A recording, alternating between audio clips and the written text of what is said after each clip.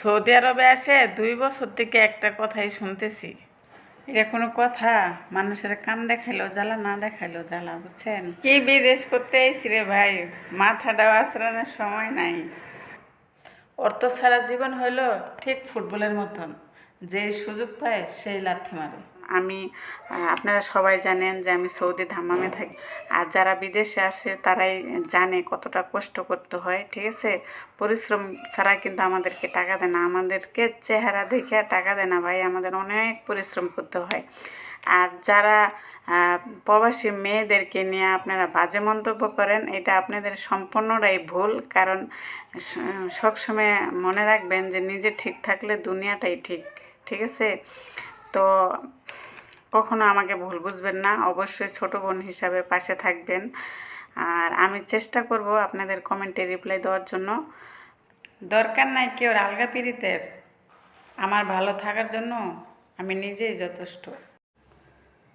ঘুম থেকে উঠলে ডিউটি, ডিউটি শেষে রাত, এইভাবে আমার চলে গেল 24টি মাস। শরীর ঘামে পরিশ্রমে দায়িত্ব কি আর বয়স মানে? আচ্ছা, আপনাদের কাছে একটা প্রশ্ন। আমার প্রশ্নটা হলো, কোন গাছের পাতা আমরা রান্না করে খাই না, ফালাই দিই? অবশ্যই উত্তরটা দিয়ে যাবেন। দেখেন বাইরে কি গরম, এই কারণে তো কই যে এরা বাহিরে রাত্রে যায় কেন, দিনের বেলা যায় না কেন? দেখছেন কি পরিমাণ রোদ। ময়লা ফালাইতে এসেছিলাম বাইরে, বুঝছেন? আমি এতদিন সৌদি রান্না করছি, তো সবাই বলে আলহামদুলিল্লাহ তোমার রান্না খুব ভালো হয়।